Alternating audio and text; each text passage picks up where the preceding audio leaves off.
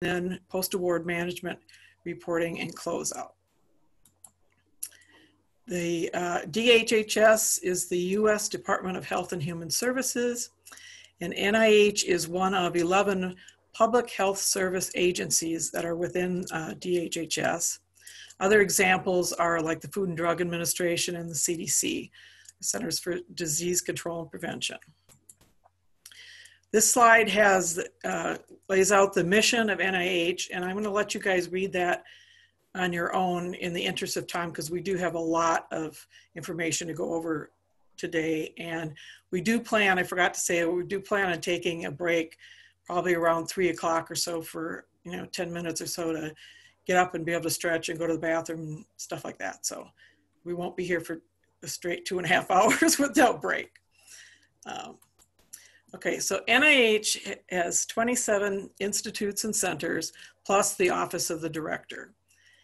And it does, it funds both intramural research at its NIH facilities in Bethesda, Maryland, and also extramural research. And of their budget of approximately $42 billion, more than 80% of that is actually awarded as extramural research funding. Each awarding institute or center has its own mission and priorities, budget, and funding mechanisms.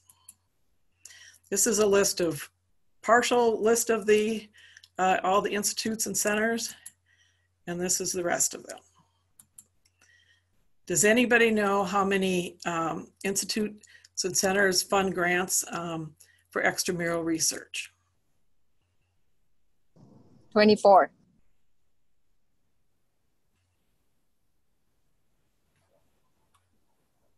You are right.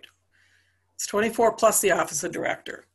The exceptions are the Center for Scientific Review, which is where all the proposals are submitted to, the Center for Information Technology, and then the Clinical Center. So the Clinical Center is one of the centers on the NIH campus, and they do extramural or intramural research, and will fund intramural research, but not extramural.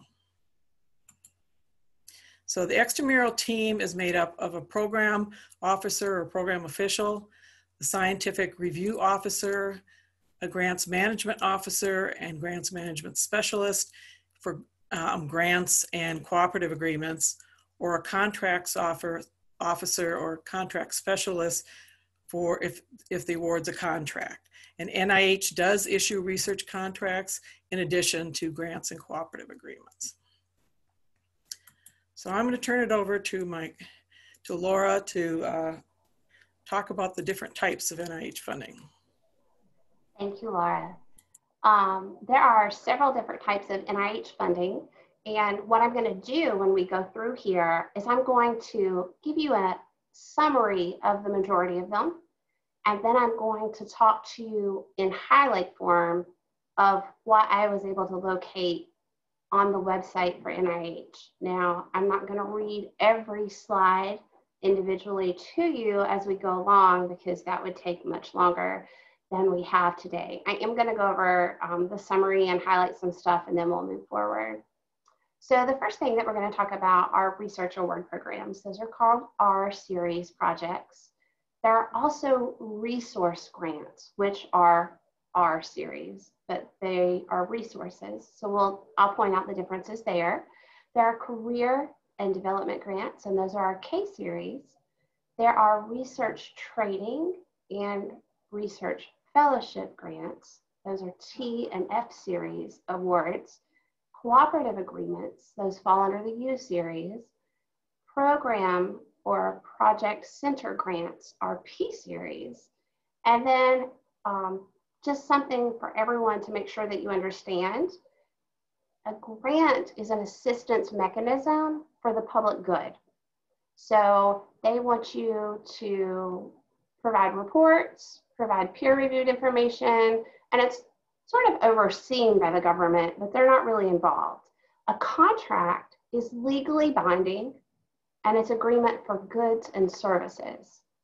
It's based on separate evaluation factors, and it has more government control than other type of grant awards. And with a contract, you're going to have deliverables, where with a grant, you'll have a report.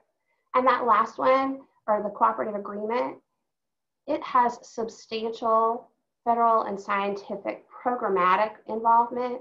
So their staff actually guides, coordinates, and may even participate in the project activities that are involved. So you want to make sure that you understand the difference between those three things. Okay, Laura. This is directly from the SF 424 guide, and this is a brief summary, it's not comprehensive, of some of the top used programs. And the reason that I included it is because you can say, oh, an R01 is a research project, and R13 is for the conference, and R25 is education projects. So it's a really quick, almost like a flashcard to help you with memorizing what those mean. Now, this part of the project or the presentation, we're going to show the details of those different grant initiatives or programs. So an R01, I do want to talk a little bit about this one. This is going to be a project where NIH, normally this is their most commonly used grant. And there's no specific dollar limit unless it's specified in the FOA. And if you exceed $500,000 or more in those direct costs in any year, you need advance permission to submit that proposal. They're typically 3 to 5 years, and they're utilized by all of the ICs. Now, one thing to note is that R01 projects typically use a modular budget. And we're going to go into detail about modular budgets a little bit later, but just know that the R01 is the most commonly used grant, and know it's 3 to 5 years and typically uses a modular budget. Next slide. The R03 is a small grant, and a couple of things to be pointed out here is, although they're a short time, typically 2 years, they're also short in the amount of funding. Their direct costs typically are $50,000 per year, and they're not renewable. Next slide. The next one is the R13 or the U13s. These are for conference grants, and I'm not going to go through the details, but just remember conference grants. You can go back and read later. Next slide. Now the next one, the area or the R15, the Academic Research and Enhancement Award. These support small research projects in biomedical and behavioral sciences, and they're conducted by students and faculty and health professionals. They do have limited eligibility, and the direct costs are limited to $300,000 over the entire period. So sometimes projects may be $300,000 in direct cost annually, but this is over the entire period. And the period is limited to 3 years. It's all of the NIH ICs utilize it except FIC and NCATS. All right, let's move forward. The next one is the R21 and the R33. Now, I had a lot of experience with R1s and R21s. This is your exploratory or your developmental grant. So what it does is it encourages people to explore and develop new research projects. And sometimes it's a pilot grant for feasibility. They're limited to 2 years of funding, and the combined budget for direct costs cannot exceed $275,000 total. And a lot of times what we would see is $150,000 maybe in year 1 and $125,000 in year 2 for the total of that $275,000. Now, when people talk about R33s, these are the second phase of support for an R21. You don't typically propose them at the same time, but just so you know, the R33 is the next phase. Okay, we're going to move forward. The next one is an R34. These are training or clinical trial planning grants. So they're early peer review for the rationale of clinical trials, and they help support the development of them. They're usually 1 year, but they can't exceed 3, and direct costs are limited to $100,000 a year. And they require a modular budget unless you use a foreign institution. And there's no parent FOA on these. And it's only used by select FAs or ICs. The next one is small business technology transfer. So I know this is silly, but if they gave me just the numbers or just the STTR, one way that I remember that is there's two T's in there, right? STTR. So the R41 and 42, there's two T's. That's how I remember it. I know it's corny, but it helped me with the exam.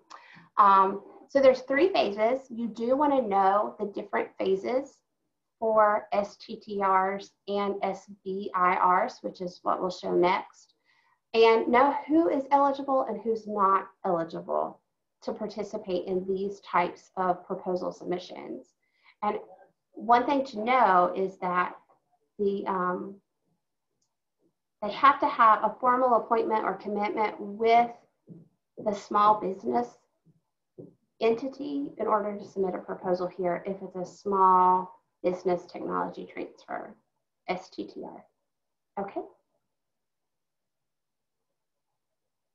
And we've got a couple things in the chat room here about R01s. To clarify, could you read? Hold on just a second. Let's wait until right before the break and get through this, because if we answer all the questions throughout, we might run over. So we're gonna hold, I see your questions and I'm not ignoring them, but let's get through the presentation because in the past we end up getting stuck on questions. Okay? Thank you for bringing that to my attention, Laura. The SBIR is an R43, R44. It also has three phases, but the funding amounts and the durations are a little different for an SBIR. So you definitely want to know that.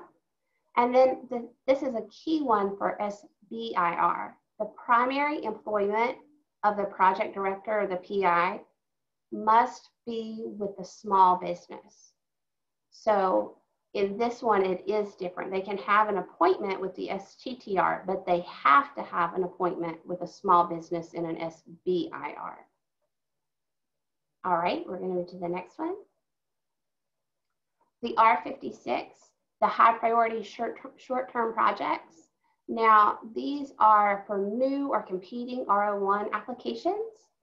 And this one is a little different. So basically what happens is someone submits a proposal that's an R01 and they get really good scores, but it was just below the threshold of being funding, or maybe funding was limited and there were two in the top, but they could only fund one.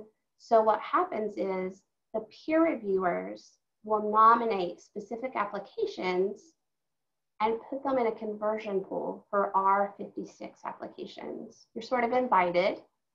And what happens is you submit this R56 and it's interim funding until you can obtain the R01 award. Now they're non-renewable and you don't actually apply to them. The investigators are invited from their peer reviews to submit to these. Okay. The R24 is a resource and related project. So I've highlighted here a couple of things. Number one, an R24 is a resource grant, and they want multiple expertise to focus on a single complex problem in biomedical research or to enhance a research infrastructure. So those are the things you want to remember about the R24. All right, next one. This is another resource grant. The education projects are R25, excuse me, and they're to promote an appreciation for or an interest in biomedical research and provide additional training in specific areas. And we have a couple of examples of Virginia Tech. The NeuroSurf program, the PrEP, and the IMSD grants that we have are examples of education projects. Okay. The last one here that's a resource grant is the Resource Access Program, which is an X01. I have never seen one of these. I'm not sure that if it is new or if it's just not something I'm familiar with. Laura may have seen these, but these invite eligible institutions to seek access to NIH research resources. And they also might have something at NIH that you need to utilize in order to conduct your research. All right, that was the last of our resource grants. The next thing that we're going to talk about or look at are the Career Development Awards. So I pulled this straight from the ESSA 424 guide. This lists the programs, it gives you a brief description, and it tells you if a mentor is required or not. Okay, we're going to go ahead and look at those funding mechanisms. The K01 is the most common early career award. And the PI has to be a US citizen or a national of the US or a permanent resident. And then the next one, the K99 or the R00, often referred to as the RU, the K99 RU, is a pathway to independence for the PIs. So like the first couple of years, they're mentored. And they may be a postdoc who doesn't have an appointment yet, but they have great potential. And so they do some research in those first couple of years. But in phase 2 of that, those last 3 years, it's independent support. So they have to have a research position or an appointment somewhere to get that third year, those last 3 years of funding. And they are expected to successfully complete an R01 in their career transition, and foreign institutions are not eligible. All right, and then we're going to talk about training grants next. I've made a list here again with the program description and the activity codes of training programs. And we'll scroll down one more, and it will show in the next slide the various funding mechanisms that we'll have for the fellowship program. So training grants and fellowships are different. And training grants start with T's and D's, and fellowships start with your F's. And if you want to scroll on down, I'll show you in the next slide the most commonly utilized grants that we see. The pre-doctorals are the F31s, the TO1s, T32s, and T35s. And then postdoctorals are F32s and T32s. And then there are also senior fellows, and those are F33s. Now, when you're doing a K or a T grant, they typically limit the FNA to 8%. But if you're doing a fellowship type of grant, they don't have FNA. They allow what's called an institutional allowance. And it will tell you in the solicitation the amounts that you should utilize. The next thing that we're going to look at are cooperative agreements. Those are U01 series or the U series. And there's no specific dollar amount unless it's limited. And they're used with substantial programmatic involvement. So remember, if it's a cooperative agreement, NIH is going to be really involved on all aspects of the project. They are going to be involved in your statement of work, how things are conducted, if changes need to be made in the middle of that project. They're going to help guide how the program goes. Okay, next one. All right, the P20 is a support for planning activities for large multi-project programs. Whoops, did I scroll too fast? I did scroll too fast, I'm sorry. The PO1 is going to support broad-based multidisciplinary projects for long-term.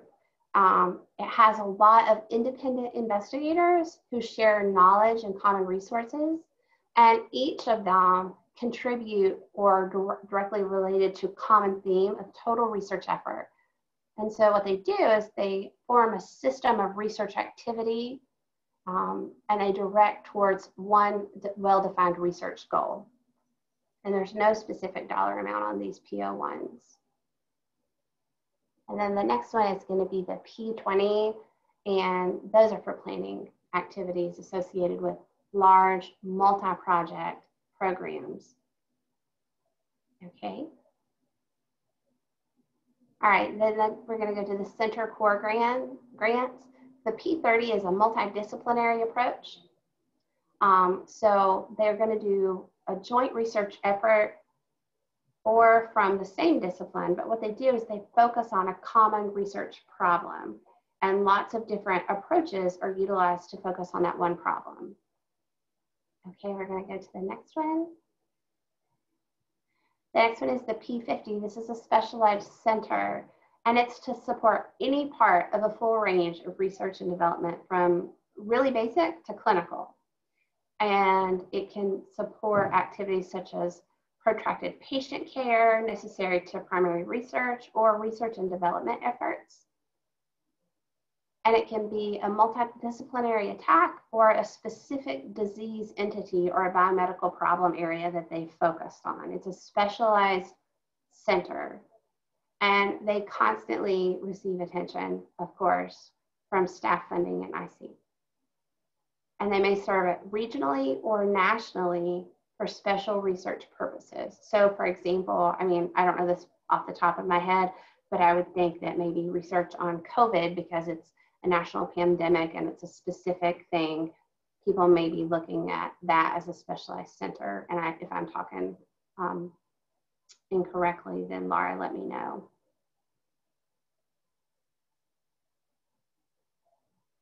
All right, so the next thing that we're gonna look at is we're gonna ask some sample questions. I know that you guys have some questions, and like I said, we will be addressing those questions here.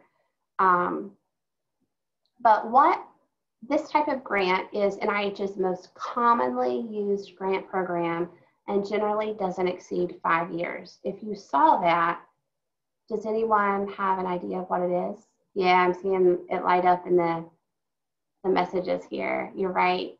So go ahead and click the button, Lara, and let's show them what it is. Oh, we have choices.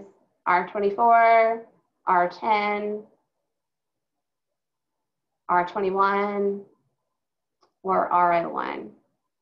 And go ahead and click again, Lara.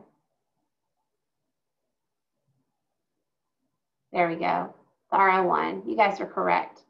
But you also want to know what those other things are to make sure that you don't guess incorrectly.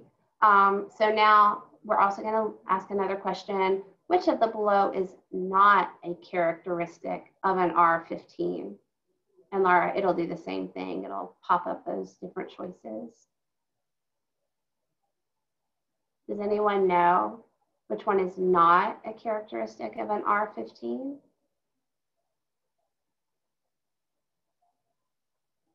No idea. All right, we've got some stuff in here. People are guessing. All right, Larry, go ahead and tell them what it is.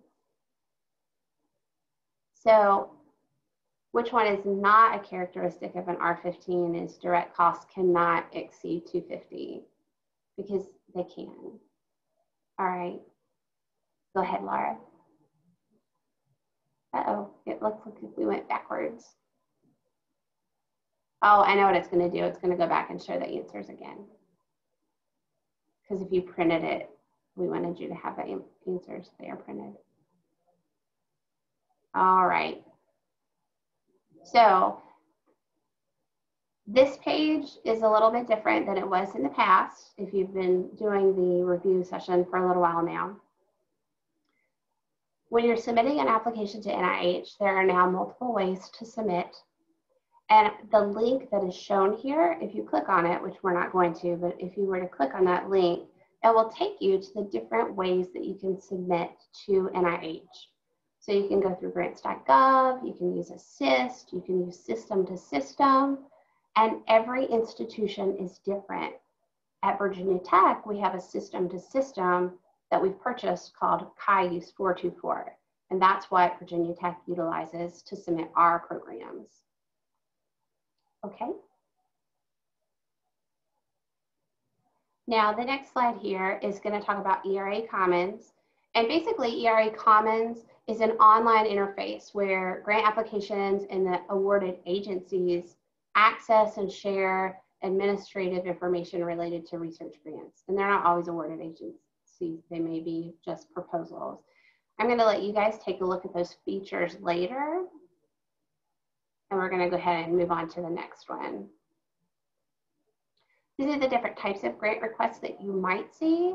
So an FOA, or funding opportunity announcement, is government-wide. A program announcement is an IC request for a particular scientific area. A request for application, or an RFA, is an official invitation for applications. And then there's a parent announcement. Those are for unsolicited applications that don't fall within a specific targeted announcement. You might just do a parent RO1. Okay. Now, the next thing that we're going to look at, we're going to talk about proposal preparation and things that you need to consider when you're looking at your application, when you're looking at your budget. And I know that we have those modular budget questions up here above, so we'll be talking about those soon. So the first thing you need to know is that when you're preparing for a proposal with NIH or with any of the DHHS, but especially NIH, you want to use the application guide in conjunction with that specific program.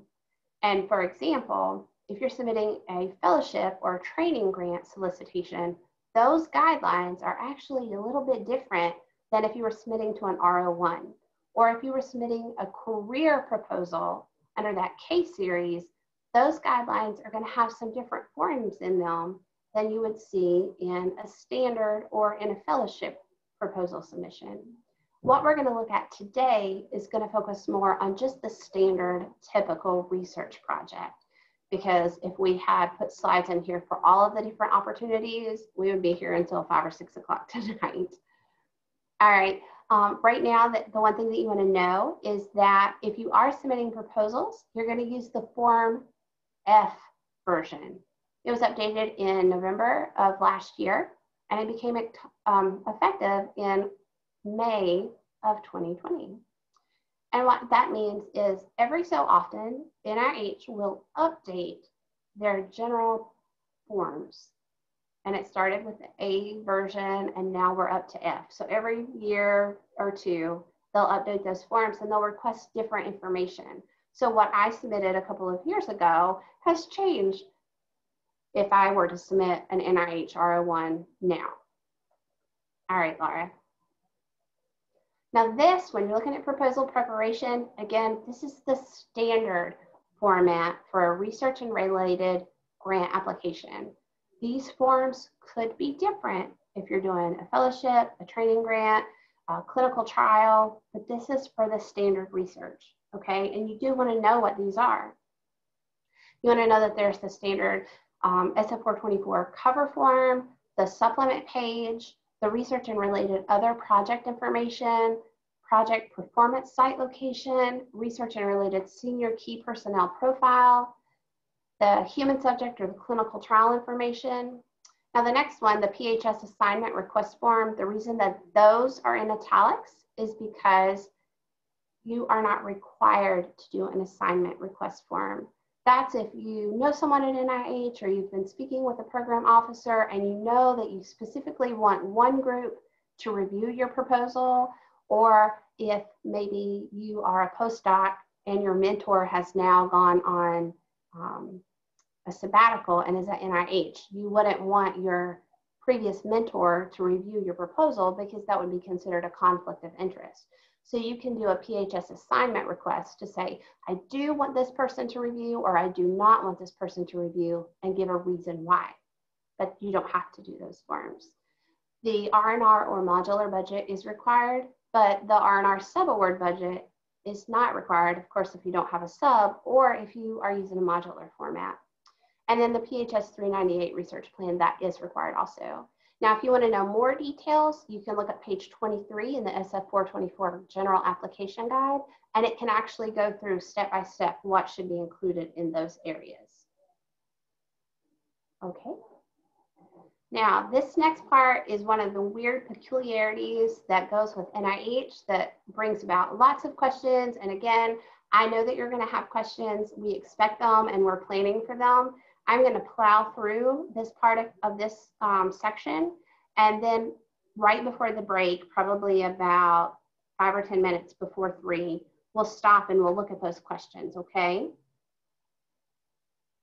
All right, so all of the budgets need to be approved. Of course, you don't want your faculty submitting a proposal without using the budget, because Well, we all know how faculty sometimes use the wrong indirect rate or use the wrong tuition or use the wrong escalation. So you always want to make sure that the authorized representative at your university reviews those budgets. And when you're working with NIH, there's two types of main budgets. There's the R&R detailed budget, and then there's the modular budget. All right, Laura. Now, here's some written information. I'll also give you examples of previous budgets that we've utilized. So hang tight on those questions because they might get answered as we go through the system. The program announcement or the funding mechanism may allow for a budget to be a modular format. Now, they have to be under $250,000 for direct costs per year, and they have to be an increment of $25,000. And a modular budget requires a form only for the bottom line. So you have the total direct and the total indirect, and it doesn't want the details. It's sort of like if we're gonna go and have the car fixed, well, it's probably gonna cost around $200. Now later on, I might want the details, but if I'm trying to figure out probably how much money do I need to save if I need to get work done on the car, if they can give me an idea, that's sort of how you think of a modular budget. How much do you think it's going to cost to do this research, or what's the overall expected amounts? That's what they're looking for here. It does require a budget justification to talk about the details of the personnel, what they're doing, and there's a section for modular budgets to have an additional budget justification. Now there's two main reasons that you would have an additional budget justification. Number one, you would have that if the total direct costs increase or decrease from year to year. Remember when I was talking about that R21 earlier, and I said you can't go over 275 total? Well, people might do 150 in year one and 125 in year two for direct costs. They would need to know why you're choosing different amounts. And maybe an example might be, in year one, we're going to purchase a piece of equipment that's going to cost more. So that's why our budget is $150,000 in year one. And then in year two, we already have that equipment. So that's why the module is lesser in year two. Another reason that you might need an additional budget justification is if you have a consortium or a subcontractor. You will need that for any subcontractor or consultant that you have in your modular budget. And people say, well, how do I know if my project is going to allow for a modular budget?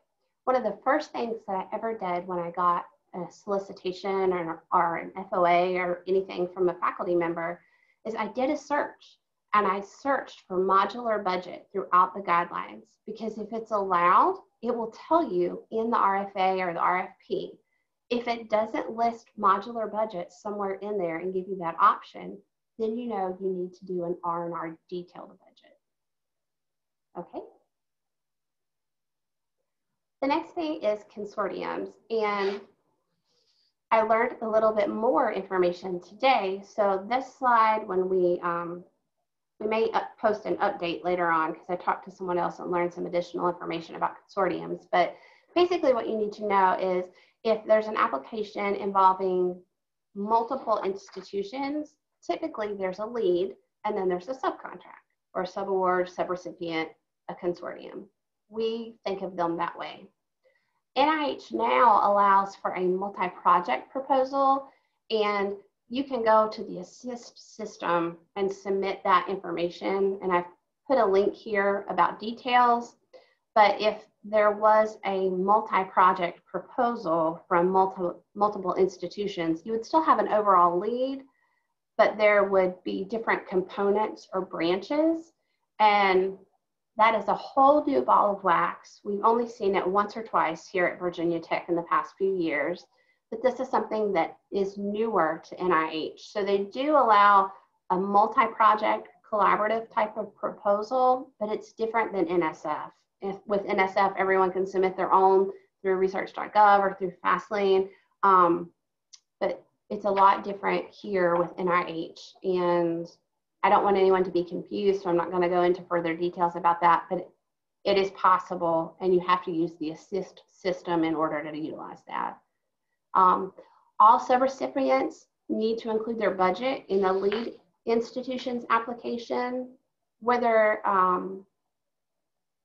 you're submitting an R&R budget or a modular budget. For internal purposes at Virginia Tech, we require a copy of the sub's budget before we move forward. Now, if you're using a modular budget format, you're not required to submit that with your proposal, but you sort of need a commitment from the subcontractor before you move forward.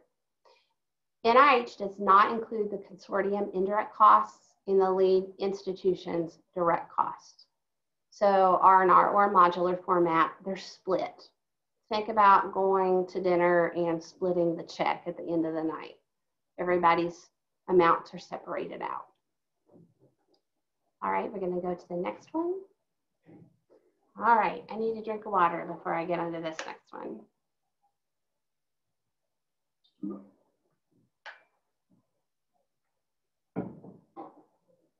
All right, this is an example of a modular line, and there's not a subcontractor involved in this budget. Now, I know it's sort of hard to see, but if you zoom in, that highlighted yellow line shows the total direct costs at $150,000 in year one and $125,000 in year two, for a total of $275,000. I can bet my bottom dollar that this was an R21 because the total was 275. That's what it's limited to. All right. Again, this one does not have a subcontract, but the next slide is going to break it down. I have too many things on my screen here. And then we're going to show you what it would look like with a sub, okay? So everyone learns differently. Some people learn by reading, some people are visual, some people talk about it. So I've broken it down in verbal format as well as budgetary format in the next few slides to try and help you guys out. There's a question about if we can get a copy of the slide presentations, and yes, they should be available through Canvas, but if not, I'm sure that Eric can make those available to everyone later. Now, what I've done here on this one is the subtotal of the institution's direct costs. I'm going to use Virginia Tech as the institution because that's where we're located, is $85,000. And then there's a subcontractor, let's say the University of Virginia, and their direct costs are $15,000. Okay. Now, UVA, the other subcontractor's institution, their indirect is $2,500. So when we combine Virginia Tech's direct costs with the sub's direct costs and their indirect, we get $102,500. All right. Then if you look at Virginia Tech's total costs for $102,500, and then Virginia Tech's indirect were $54,129, the total cost of all of those combined would be $156,629. And you think, Laura, what are you talking about? This is confusing. I'm not really sure what you're talking about. So Laura, Hefta, if you wouldn't mind to go to the next slide. All right. So if everyone will look down, Laura, if you wouldn't mind to point out that orange box at the bottom where it talks about subcontractor number one. The direct costs for that subcontractor are $15,000. The indirect costs are $2,500. For a total subcontract, and we'll say to UVA, for $17,500, all right? Now, if you move up in the screen to the subcontract line, the total cost for the UVA sub is $17,500. Does everyone see that? Making sense so far? We're just breaking it down. Okay. Now, the thing that you want to think about is when you do a modular line, you don't include your subcontractor's indirect. It's taken out, or their F&A. Okay. So that's why, although the total direct costs are $102,500, If you take out that $2,500, which is your subs indirect or F&A, see down here at the bottom? Good job, Laura. That's how we get that $100,000 module. Because remember, a modular budget can only be in an increment of $25,000. So it could be 75, 100, 125,000, but we can't leave it at the $102,500 for the total line.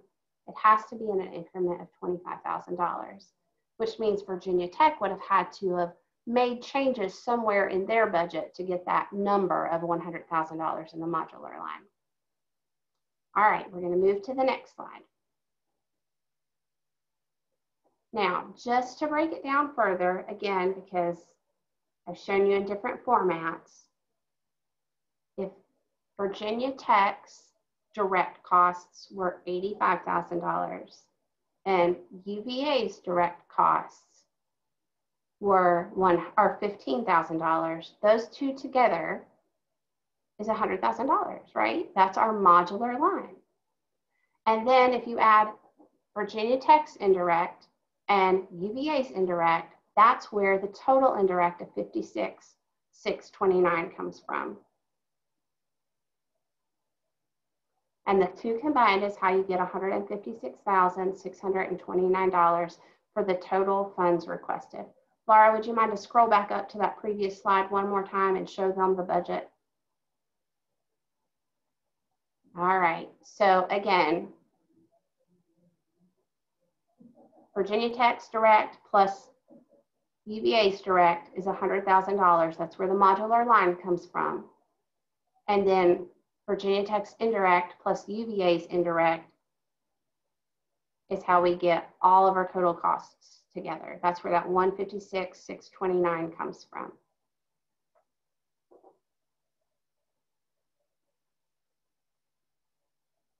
All right, when you go in to enter subcontractor data on the slideshow, or on the slideshow, woo, on the proposal package, I'm sorry. That's where you would enter here on the top right side, the direct cost less consortium F&A, the $100,000, that's your modular line. And the line below that, that $2,500, that's your subcontractor or your consortium's F&A. And then the total direct costs, the $102,500, is the direct plus the consortium's indirect. And then you go on below and you do the indirect costs for the institution. And you just plug in all of those numbers. So they should match the budget that you create internally and plug in the numbers in the modular format. Okay. Oh my goodness, salary cap. Let's see how many more slides we have. We're almost there, guys. We may go to 3 o'clock for these numbers and then we'll answer questions, okay? So the salary cap right now is $197,300. That became effective on January the 5th through Federal Executive Level 2. And I'm not going to go through all of the details about the efforts changing and stuff like that, but the bottom bullet point is really important for you to remember. All salary percentages above the salary cap must be shown as an internal cost share, and it has to come from non-federal funding. And one thing to know about that is the cost is not reported or it's not shared with NIH, but it has to be tracked. And the effort that is being charged to the project may not be what is actually someone's salary. So somebody might have a $500,000 salary, and yes, there are faculty that have that much money on their salaries. They may have a $500,000 salary, but they can't charge 10% of $500,000 because that would exceed the NIH salary cap. So you can only charge 10% of what's allowed for the salary cap, not what their actual salary is. The rest of it has to be cost shared, and that cost share has to be covered by a non-federal source, and it has to be tracked on the post-award side. Okay, Laura? The next one is NIH policy about institutional base salary. The only thing that I'm going to really point out here is every pay period has to be right, because you can't make up like you can with other cost share projects. You have to make sure that things are accounted for correctly every pay period. Okay. All right, here's the salary cap. The first one, the problem is they've given us the salary cap amount. They've told us the PI salary is $240,000, and they are a calendar year or a 12-month appointment, and that they want to give 2 months of effort to the project. Does anyone have any idea what the amount of salary that can be charged to the grant would be? Any ideas?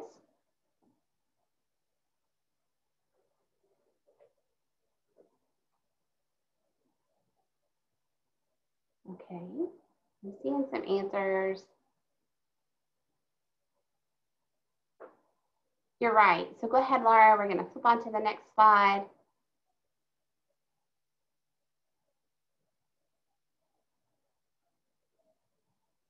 $32,883 plus FNA and FB. So go ahead and move on forward.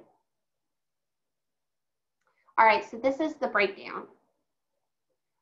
And one of the things I want to let everyone know is there are multiple ways to do math. And if you do it a different way and you get the same answer, then by all means, use the way that you understand. And we've given a couple of examples on how to utilize this. So if the salary cap is 197.3, you multiply that by 2 over 12, and that's how we got the 32,883. Another thing that you can do is do the 197.3 over 12 months, and then you multiply that by 2 months, because they want to commit 2 person months. But that's how we determine what can be charged on a CY appointment. Now you have to cost share, because there's no way that we can cover all of that. So the way that you cost share is you take their salary, what they're allowed, and you subtract the salary cap, and then you multiply that by 2 over 12, because they want to commit 2 person months out of their 12 person month appointment. And that's how we came to the $7,117. Now, one way to check that, and if it causes confusion, don't worry about it. Again, I know we're pressed for time, but if you take their salary, that $240,000, and you multiply it by 2 over 12, you get $40,000. So when you add the requested salary that you can request from NIH, plus what you're going to have to cost share for that salary amount, it should equal $40,000. And we've shown the breakdown here for you as an example. All right, Laura, let's move forward to the next one. This next one is a little different. This is if they have an AY or a 9-month appointment. Now this person's salary is $160,000 over an AY 9-month appointment, and they want to commit 2 person months of their time. Again, does anyone know how much funding they can request from NIH? All right, I'm seeing A's and B's and C's. All right, Laura, let's see what the answer is.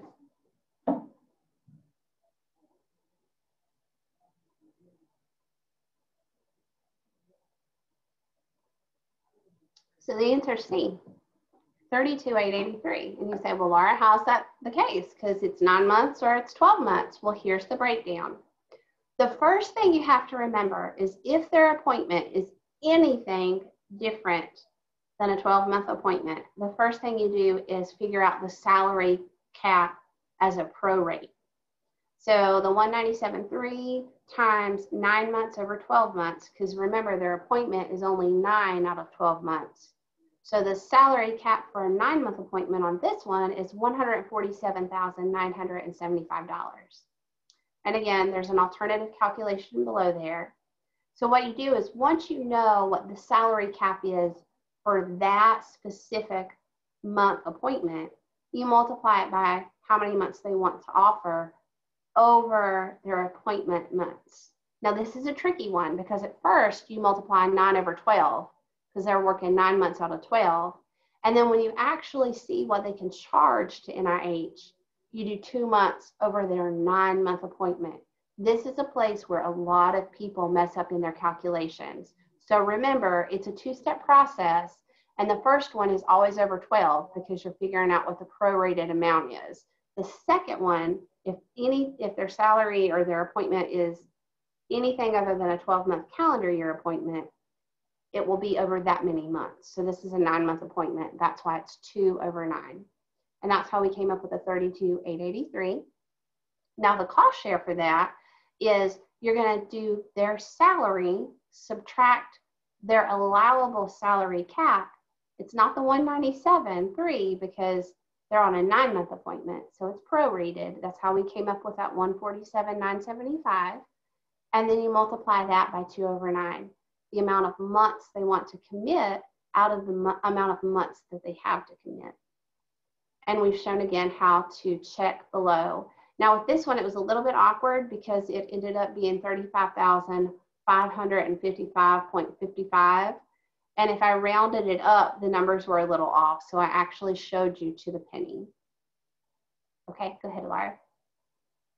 This last one is for a 6-month appointment. So they want to give 50% of their time. Their salary is $100,000, or they have a 50% appointment with a salary of $100,000. So that means they have a 6-month appointment, and they want to give 1.8 months of their effort on this grant. So what do you think their salary could be charged?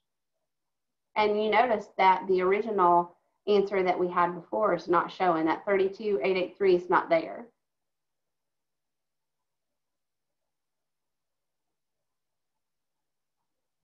Any ideas? Okay, let's start to see some answers. All right, Laura, let's show them the answer.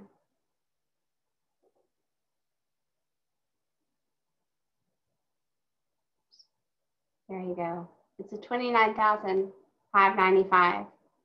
Now here, let's show you really quickly how we calculated that, and then we'll take a break for you guys, okay? $100,000, but they're only working 6 out of 12 months. So we prorate the salary cap to find out what it would be for a 6-month appointment.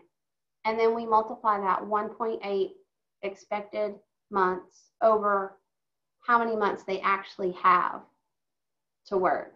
And that's how we came up with 29,595. And of course, the cost share is going to be less on this one, but the cost share is their salary minus the prorated salary cap. And then you multiply that by their month of effort, by how many months they can actually work, those 6 months. And that's how we came up with those numbers.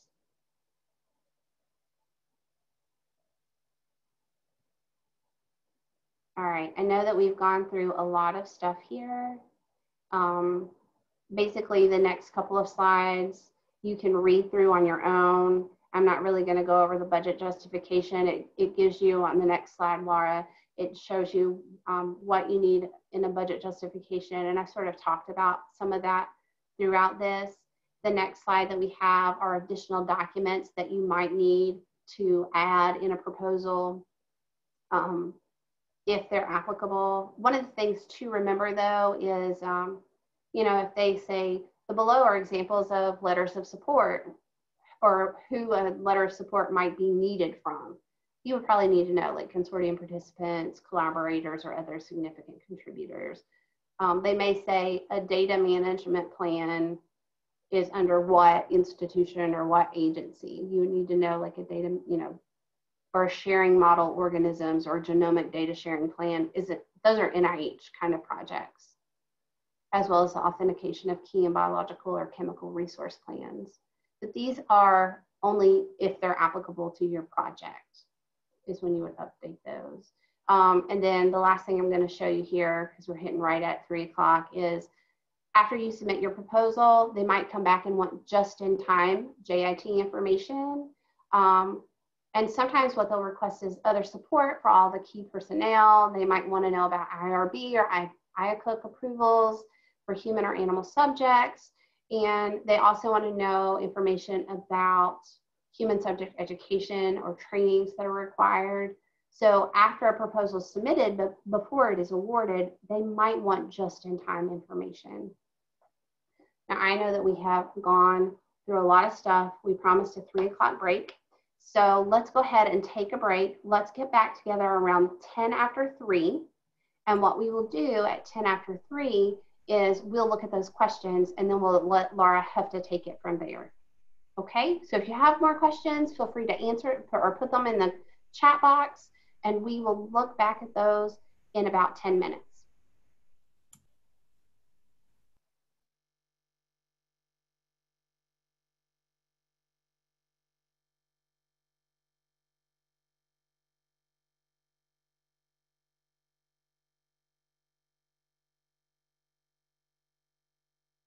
The scored review criteria are: they'll score for significance. Does the project address an important problem? The investigators are the PIs and the collaborators. Are they well suited to the project? Do they have the correct expertise to carry out the project? That kind of stuff they're scoring on. Innovation: does the application challenge and seek to shift current research or clinical practice paradigms by utilizing novel theoretical concepts or approaches, methodologies, instrumentations, or interventions? They also score for the approach. Is the overall strategy or methodology, the budget and analysis sufficient and well-reasoned and appropriate to accomplish the specific aims of the project?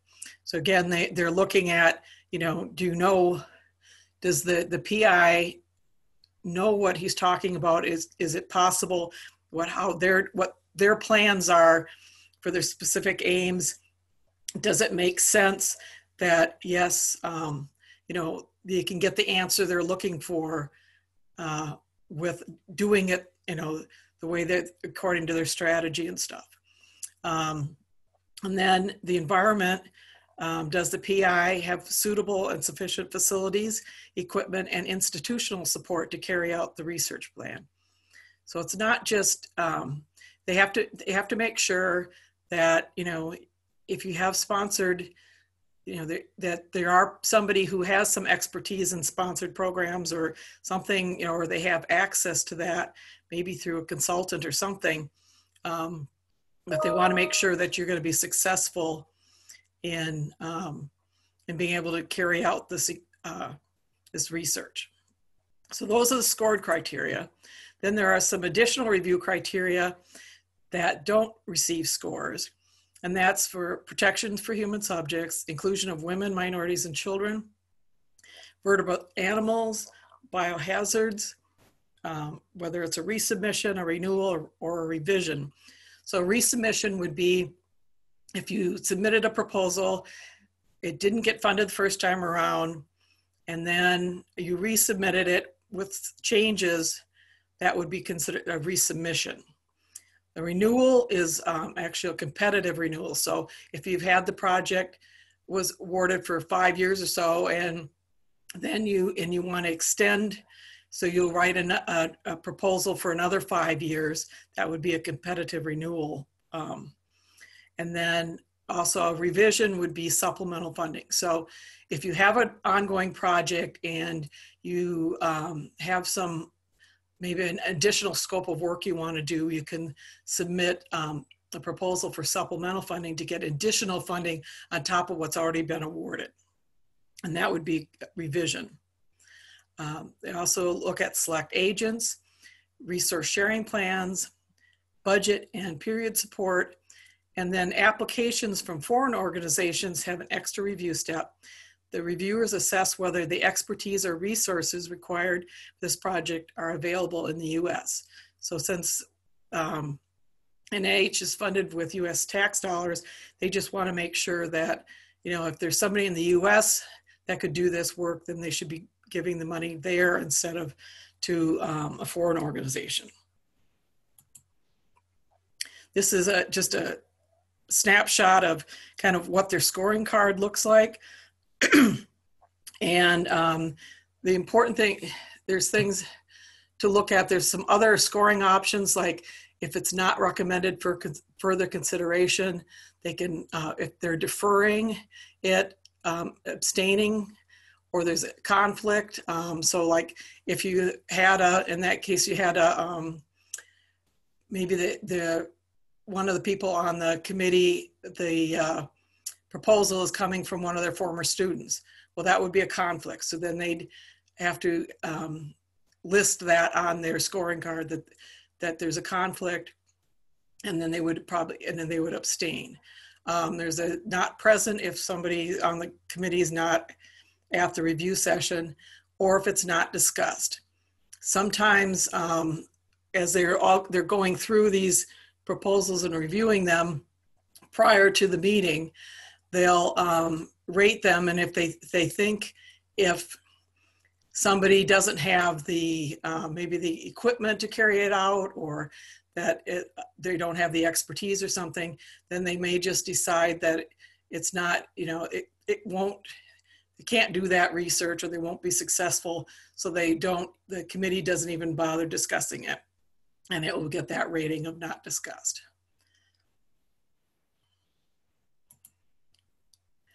The second level of review is institute or center have national advisory councils or boards.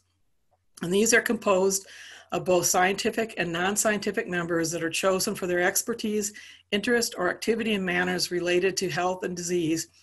Can be chosen by the respective institute or center, approved by DHHS, and in some cases even appointed by the President of the United States.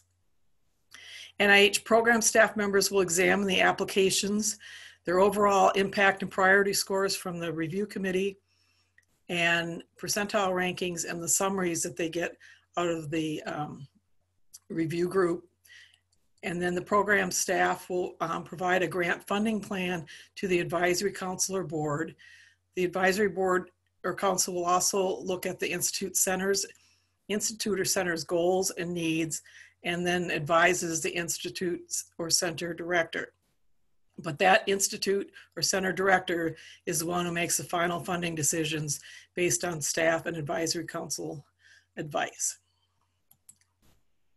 So this is a kind of a busy slide, but basically you spend time, of course, before with your proposal of planning your research, writing up the proposal, and submitting it.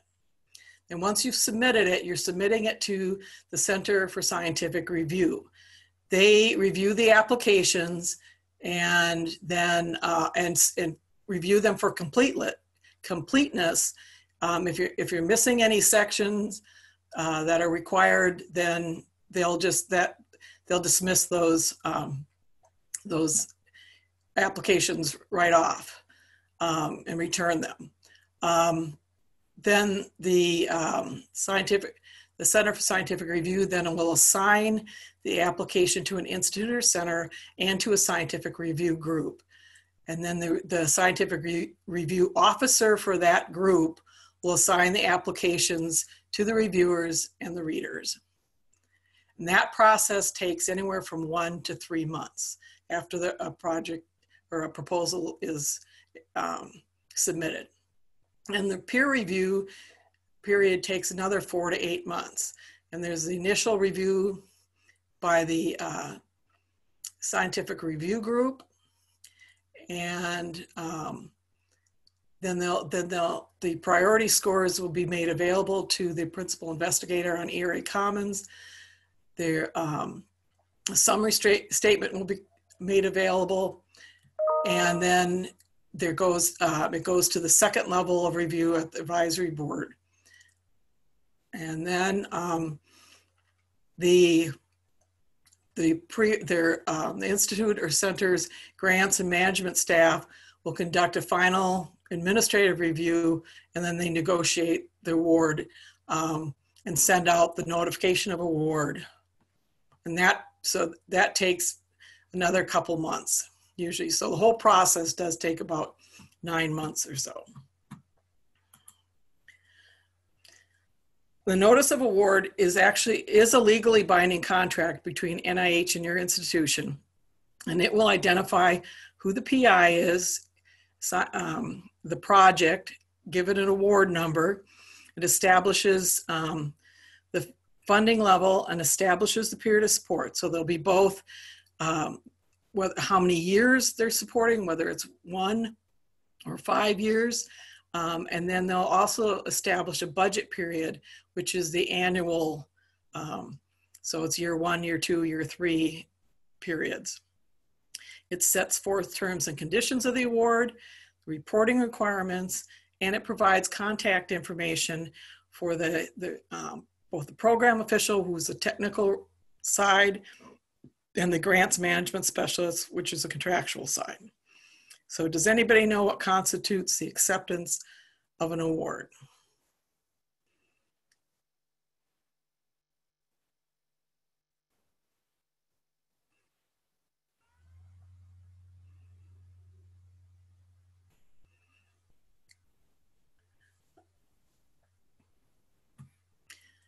Okay, so the acceptance is when you do your first drawdown of funds. Yeah, the first drawdown of funds is the acceptance of the award.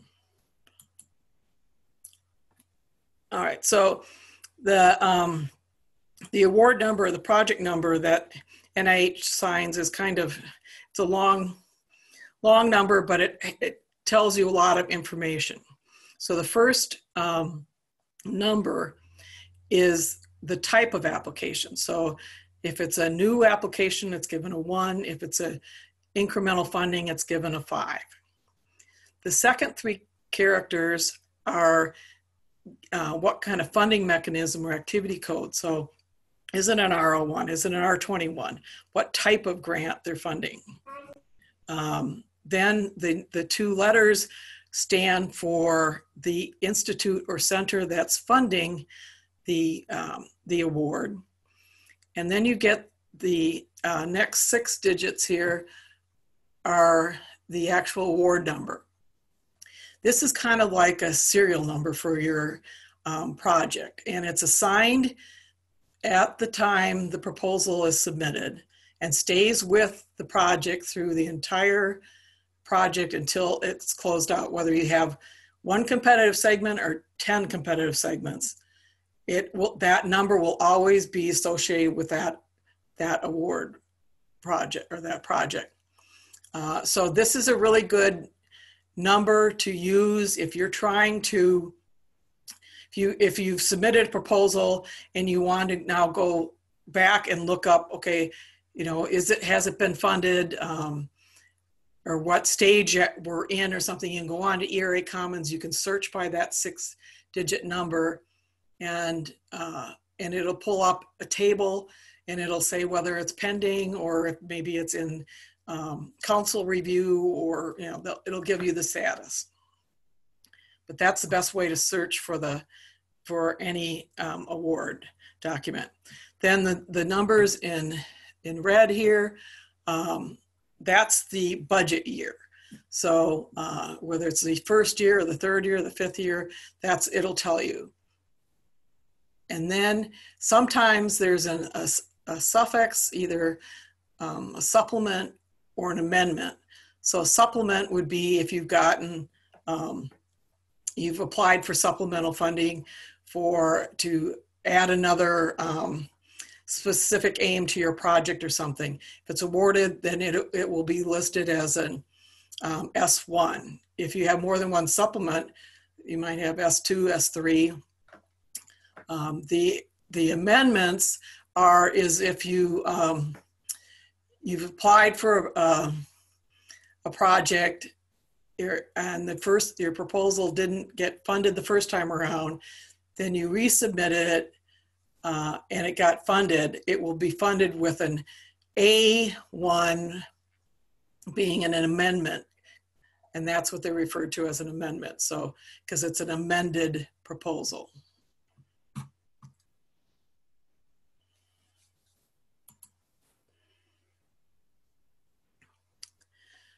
So the different types of applications. You've got Type 1, which is a new award. So it's initial request for support of a project that has not been funded previously. A competing continuation is issued as a type 2. So that's for requesting for funding to renew and for another competitive segment.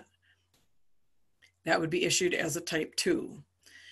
If it's a competing supplemental project, it's issued as a type 3. So that's a request for an increase in support during a current budget period for either an expansion of the project's approved scope of work, or there also are, you can apply sometimes for diversity supplements to support a specific graduate student or a specific postdoc.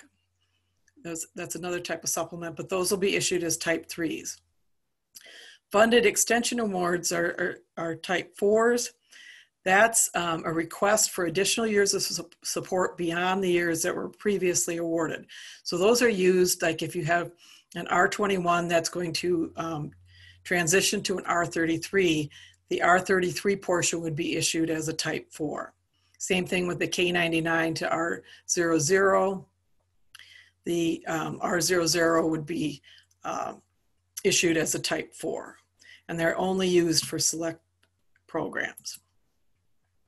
The type 5 is the non-competing continuation or the incremental funding. So it's the funding for the second or third or fourth budget period within an approved competitive segment. If a PI leaves one institution, transfers to another and takes the grant with them, the grant will be issued to the new institution as a type 7. If there's a change in the sponsoring institute or center within NIH for a non-competing continuation, so if during incremental funding, for some reason they've changed which institute or center is funding this work, it would be issued as a type 8. If that change of sponsoring institute or center happens within, at the time of a competing renewal, it will be issued as a type 9. And those two are very rare. So NIH has, puts out a grant policy statement. It was last updated in October of 2019. It'll probably be updated again around October or November of this year. There's a link to the website there, and this really is the go-to document for managing an NIH award. It further explains the NIH policy specifics that are coded in 45 CFR Part 75. So with uniform guidance, of course, that's CFR 200. Then each of the agencies recodify that in their own section of the CFR, and that's for DHHS, that's 45 CFR Part 75. So the guidelines, they have more detail. So they have specific sections that will describe how to manage an NRSA training grant or fellowship, how to manage a career award, awards for for-profit institutions, how to manage international awards. There's a table of allowable costs that provides more detail as to what charges are allowable, what charges are not. So it just gives you a lot more detail of what's in Part 75. And the grants policy statement is always referenced as a term and condition in every notice of award, along with 45 CFR Part 75. Other DHHS agencies will refer to the HHS grants policy statement, which hasn't been updated since October of 2007. So it hasn't been updated for uniform guidance. They do reference that along with 45 CFR Part 75. So you kind of have to kind of balance what it says in the HHS grants policy statement versus what it says in Part 75. It's kind of a weird thing. And at one point I do remember seeing something that said that HHS wasn't going to update their policy statement anymore. They were going to use the NIH policy statement, but I haven't been able to find that on their website. So you just kind of have to, when you're working with these, kind of blend the two and look at the HHS grants policy statement in light of 45 CFR Part 75. The NIH also gives general policy notices or publishes general policy notices on a daily basis. They're indicated, or they're titled NOT-OD- then the year, and then given a number. And you'll see references throughout these slide deck to different policy notices. And there's a link to the policy notices there. And if you, as I said, they come out on a daily basis. So if you actually work with NIH grants and cooperative agreements, I really highly suggest they have a listserv called the TOC Guide that is really good thing to sign up for. And there's the a web link as to how to sign up for this guide. But what it is they will send you an email on Friday afternoon every week that lists all of the grant, all the policy notices that were published that week. So you can just scan through those and see which ones apply to you and which ones don't. It's much easier than trying to keep up with all the policy notices that come out every week. So if you work with NIH funds, it's really good to sign up for that listserv. So NIH has a responsible conduct of research training requirement. It's been effective since January 25th, 2010, but it only affects certain types of awards. So it's the F awards, Ks, the R25s, R36, and T awards. And it applies to all trainees, fellows, students, and postdocs who work on these projects. It must incorporate both formal and informal training and mentoring, including face-to-face training. So NSF also has a responsible conduct of research training requirement, but theirs you could just do an online training. For NIH, it also requires in-person training. And there's the policy notice and some websites that give more information. Now I know you guys are going to have a separate session on clinical trials, but I just wanted to summarize a couple things that are specific for NIH in regards to clinical trials. NIH, it's effective as January 18th, 2017, they instituted a new requirement or policy for clinical trials that are funded by NIH. And it requires all clinical trials funded in whole or in part through NIH extramural or intramural programs to register in clinicaltrials.gov. And it applies to all clinical trials, even those that are not considered applicable clinical trials under the FDA Amendments Act of 2007. So the applicable clinical trials applies to clinical trials that are for drugs, biologics, or devices, but not behavioral clinical trials. And it applies to clinical trials that are other than phase 1, so it doesn't apply to any phase 1 trials. For NIH, they want all clinical trials, including the behavioral interventions and including phase 1 to register in clinicaltrials.gov. This applies to applications for funding, including grants, other transactions or contracts that are submitted on or after January 18th, 2017, and that requests support for the conduct of a clinical trial. And as part of the application of the proposal, you're required to submit a plan for the dissemination of NIH-funded clinical trial information that will address how the expectations of this policy will be met. And starting as of January 25th, 2018, all proposals involving clinical trials have to be submitted through a funding opportunity announcement specifically designed for clinical trials. And part of that is they have they've kind of reworked the proposal package so that where Laura was talking about that currently the package is an F package.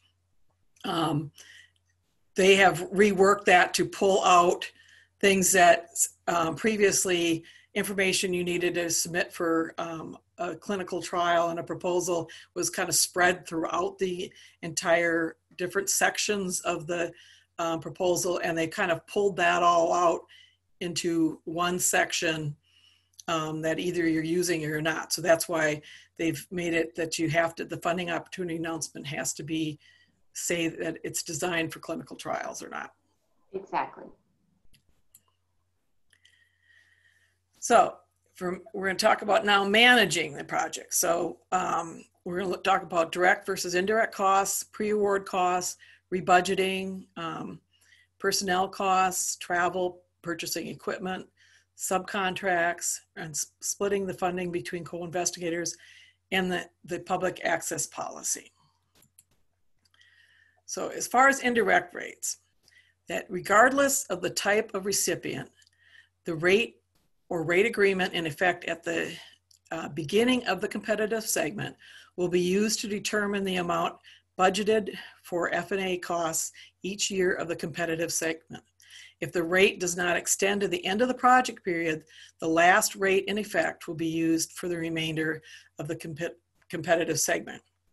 So if you received a 5-year award, but the rate agreement in effect at the start of the award ends in year 3, say, the final F&A rate on that agreement will be the one used for years 4 and 5, not the new rate agreement that began in year 3. You don't switch rate agreements until the next competitive segment.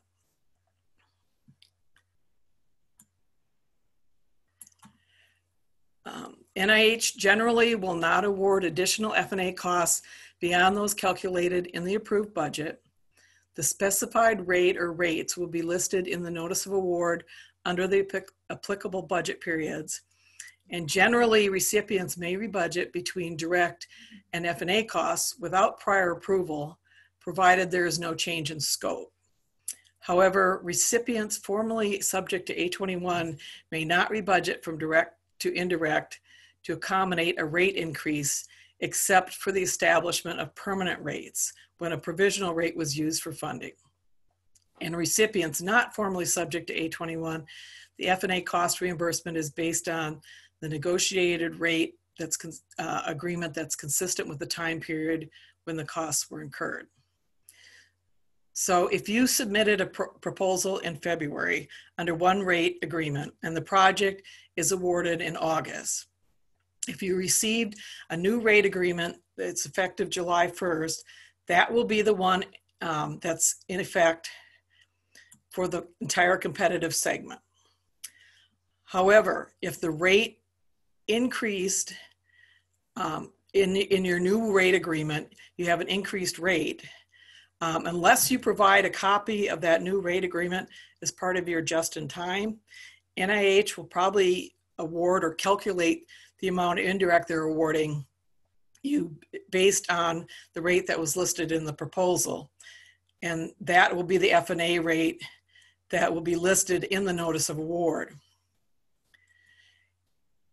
If when you submitted that proposal, your rate was a provisional rate and not the final or predetermined, you may rebudget from direct to indirect to accommodate your increased rate, even if that rate is listed in your notice of award as the old rate.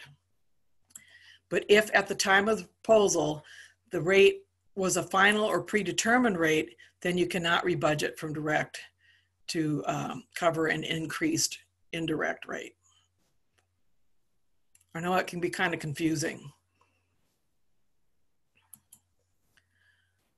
For pre-award costs, a grantee may, at its own risk and without NIH prior approval, incur obligations and expenditures to cover costs up to 90 days before the beginning of the initial budget period or the initial award date of a new or competing continuation award, if such costs are necessary to conduct the project and would be allowable under the grant if awarded without NIH prior approval. This applies only to grants and cooperative agreements, but not contracts and not NRSA fellowship grants. You cannot charge pre-award costs on these. The notice of award may state that pre-award costs are also not allowed. So I would think that the funding opportunity announcement would also tell you that ahead of time. Hopefully it did, but that's why it's at your own risk, both whether you get receive the funding and when their start date too also gives you that risk, because you could only do it for 90 days prior to actually. So if they issue you with a start date of January 1st, you could only go back to October, November, December expenses. If you started charging expenses in September, you can't charge, you'll have to remove those costs. Personnel costs. The amount of wage or salary that gets charged to the project cannot exceed the percentage of effort devoted to the project. So in other words, you cannot, if you're only working 5% effort on this project, you can't charge 10% effort, which is kind of obvious. The percent effort is actually translated into person months for NIH grants.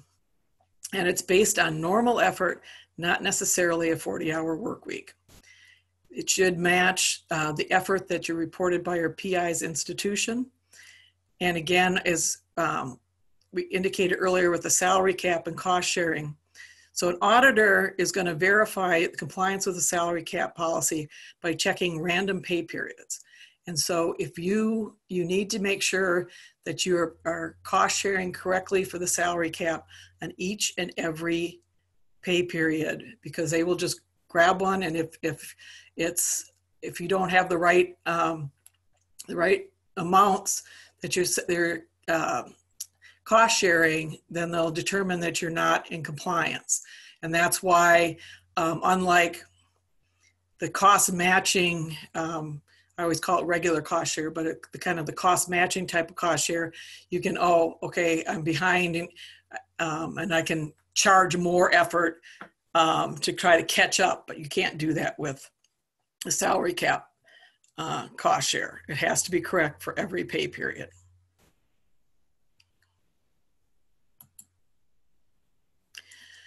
Significant rebudgeting is a threshold that is reached when expenditures in a single direct cost budget category deviate either up or down from the categorical commitment level established for the budget period by more than 25% of the total cost awarded.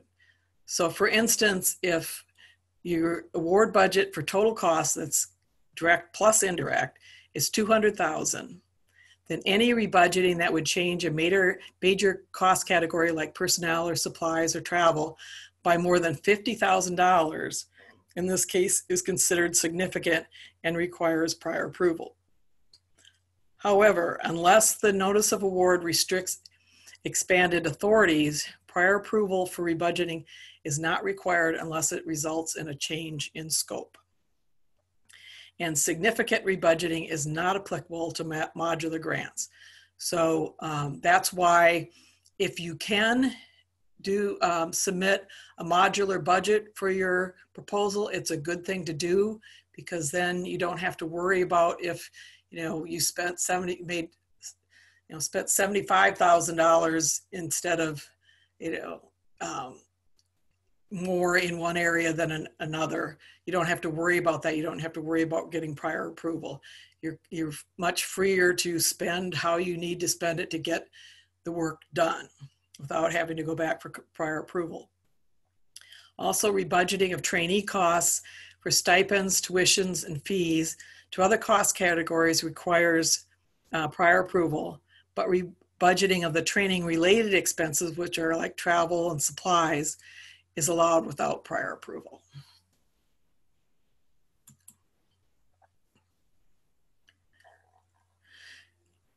Travel charges need to be consistent with your organization's established travel policies. So your institution's policies regarding per diem, mileage, all that kind of stuff. International travel does not need prior approval, even if it's not listed in the proposal budget.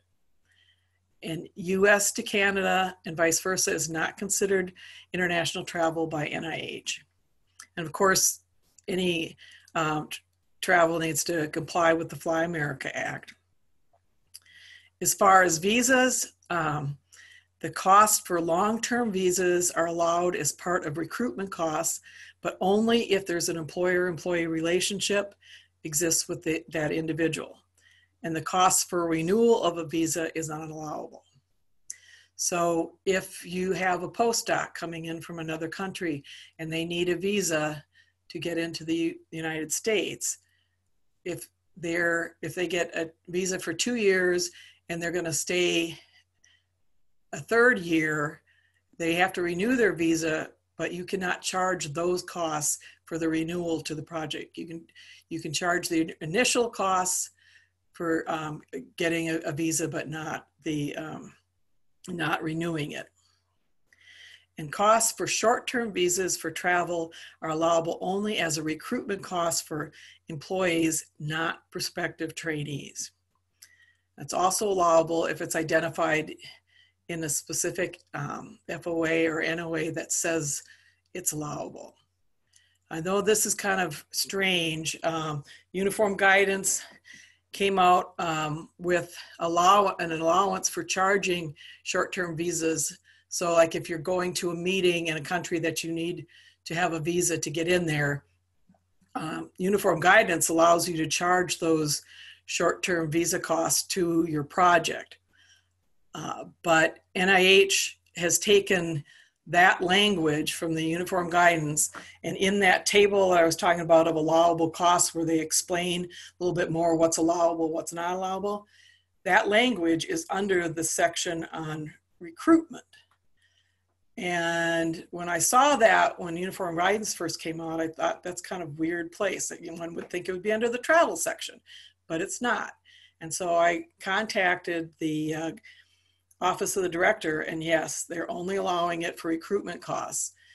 Now, I've heard from grant management specialists that, over the last few years that may be changing, but as of the last update to the guidelines, that's where the language is still there for recruitment costs, and it's not in the travel. So I don't know when that will change, but I have seen in certain notice of awards, they'll have a line in there that says that short-term visa costs are allowable to be charged to this project.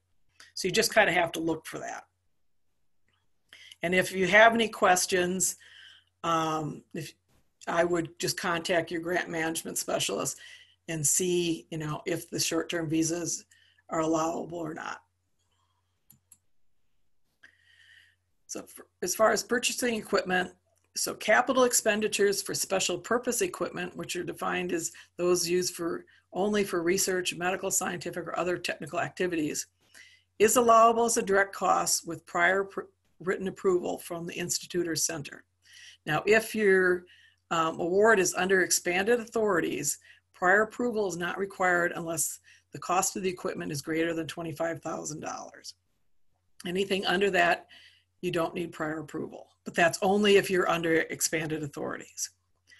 General purpose equipment like office equipment, printers, office furniture, things like that, can be charged as a direct cost with prior approval from the institute or center. Computing devices can now be charged as a direct cost for devices that are essential and allocable, but not solely dedicated to the performance of a federal award.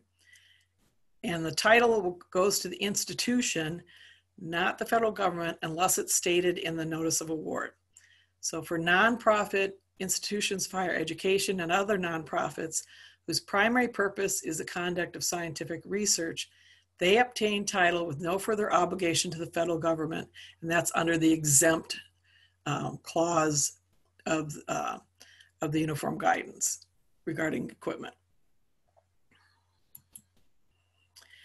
And as we've mentioned before, subcontracts or subawards in NIH lingo are referred to as consortiums.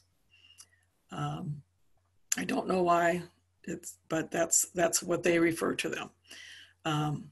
Also with, when you're splitting funding amongst co-investigators, so there you can have a multi-PI grant. These are allowed where several PIs are considered key personnel in the project. And these require a leadership plan, and NIH considers these people to be co-PIs. You'll have one contact PI that might be referred to as the PD PI, but they're all considered co-PIs. Or you can have a single PI grant that can have several co-investigators on the project, either at the same institution or at other institutions. That would be consortiums or subawards. But those are considered co-investigators, not co-PIs. We might call them co-PIs, but they're considered co-investigators by NIH. The key personnel will be listed either on the front page of the notice of award or within the body of the notice of award. They'll have a clause in that'll say key personnel, and then we'll list who is considered key personnel in this project. So NIH distinguishes between who they consider are key personnel and who are co-investigators.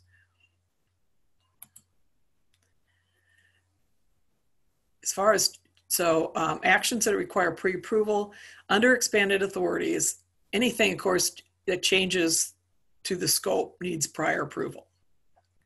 So it could be a change in the specific aims of the scope approved at the time of the award. Any change from the approved use of animals or human subjects, or changes to approved protocols, including a change like of the animal model, that would signal a change to the scope and would require prior approval. Application of a new technology, like maybe changing the assays from an approved assay, would require prior approval because it could be considered a change in scope.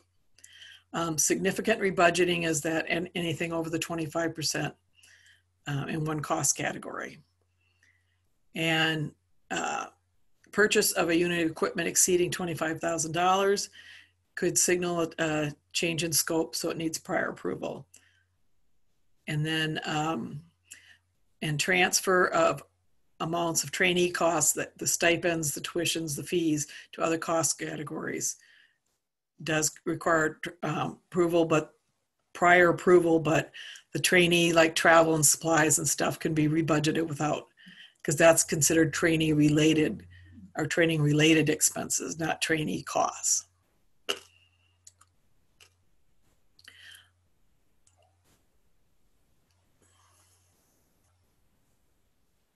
Okay, expanded authorities, there's a, how to explain? There's a list of I can't remember if NSF puts this out or what, but there's a list of things like, of, you know, when you, what you're allowed to do without getting kind of prior approval. And so it has, you know, rebudgeting. A lot of them, agencies are 10%, not 25%.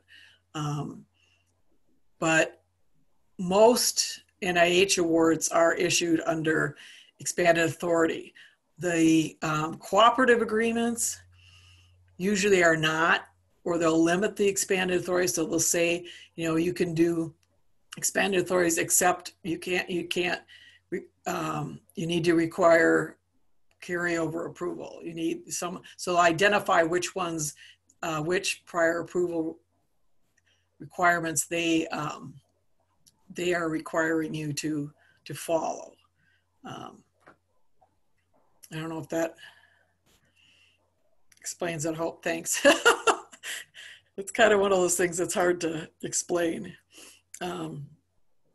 Okay, so other actions are changes in the status of the key personnel. So if a key person withdraws from the project, is going to be absent for any continuous period of 3 months or more, or they're reducing their time devoted to the project by 25% or more from the level that's approved at the application time. So at the proposal time, whatever they promised, if that changes by more than 25%, it is reduced by more than 25%, you need prior approval for that. And that's where the difference between somebody being a co-investigator versus being a key person comes into play. So this only applies to somebody that they consider a key person. So that would have to be listed as a key person in the notice of award. If you have a subaward PI that's not listed as a key person, then and they, get change out them, that's fine. You don't need prior approval for that. It's just whether they have to be key persons, because that's what NIH will define people that they say are absolutely necessary. Those expertise are necessary to complete this, the award, or complete this scope of work.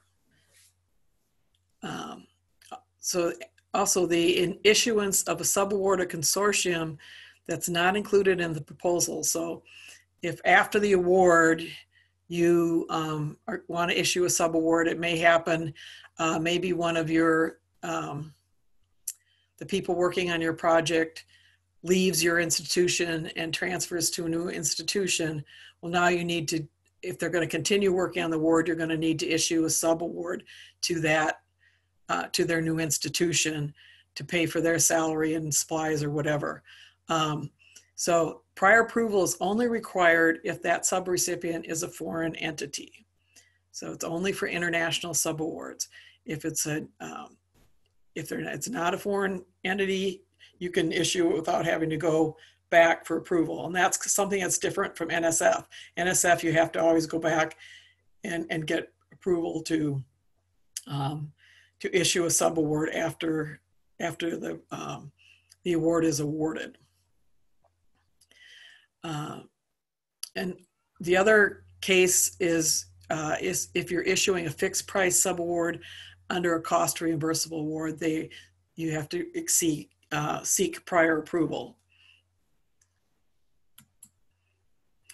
Carryover, usually an unobligated balance may be carried forward to the next budget period without prior approval.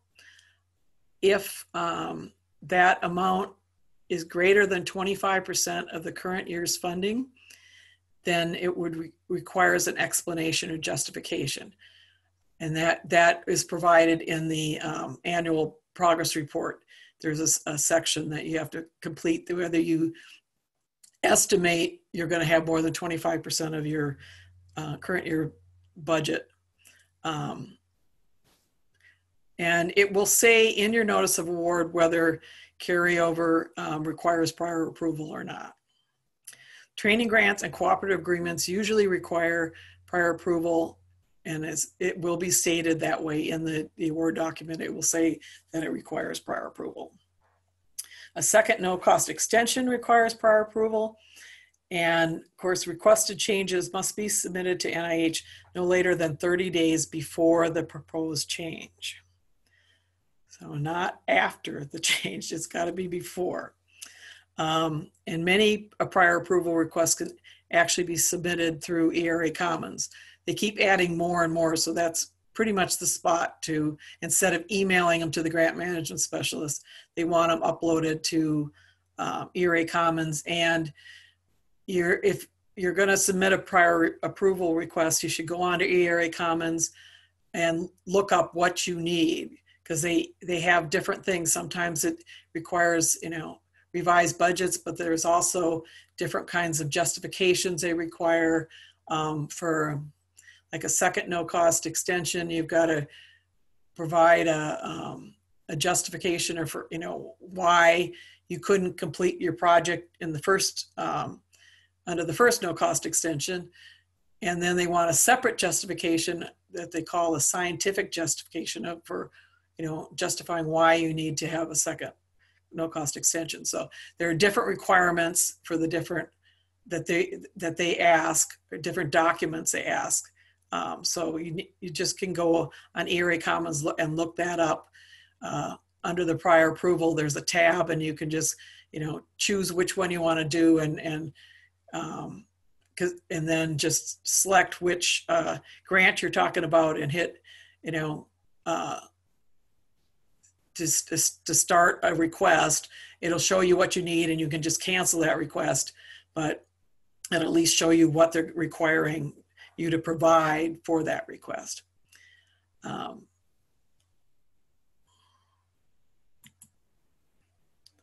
Okay, so how do you get funding for the next budget period? Except for multi-year awards, which are awards where they've issued the budget is for the entire competitive segment is awarded right up front. Except for those, and those are referred to multi-year awards. Most NIH awards are funded 1 year at a time, and that's a budget period. So the competitive segment is the project period, and it could be anywhere from 1 to 5 years. And then the budget period is usually 1 year or less. An annual progress report is submitted through ERA Commons using the Research Performance Progress Report module or RPPR module of ERA Commons. And then a new notice of award for the new budget period will be issued once that annual report is accepted.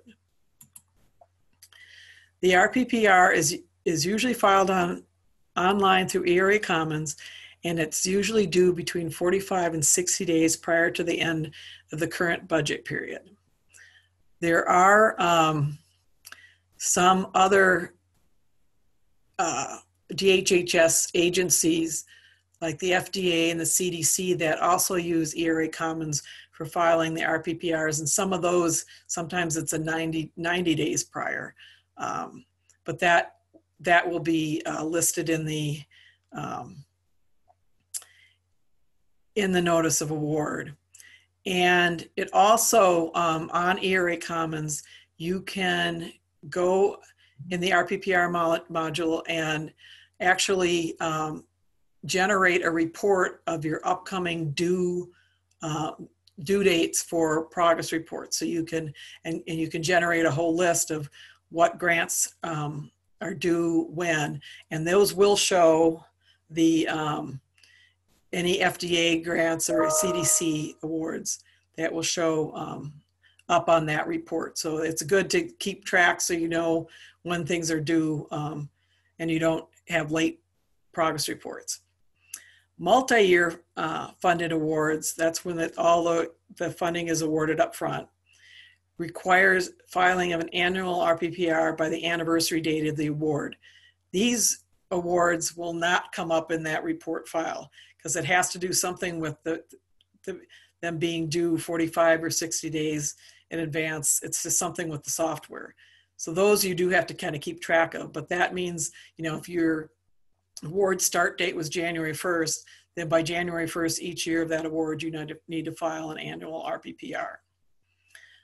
Cooperative agreements, NRSA training grants, and a few others will also require an annual SF425 or an FFR to be filed. And this requirement will be noted in the notice of award, and these are due within 90 days after the end of each budget period.